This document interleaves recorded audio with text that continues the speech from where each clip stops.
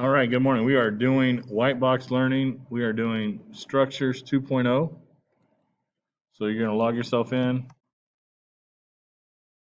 R64 is still our group ID. You're going to have 3 days for this, 3 class periods. So that's a total of 6 days plus a weekend.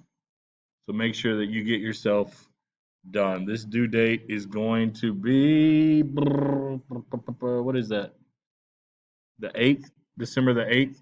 Okay, on the research, there are 1, 2, 3, 4, 5 worksheets on the research. That'll be a grade.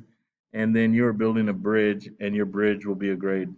Obviously, be sure that you are in specs, because if you're not in specs, then you can't get a good grade.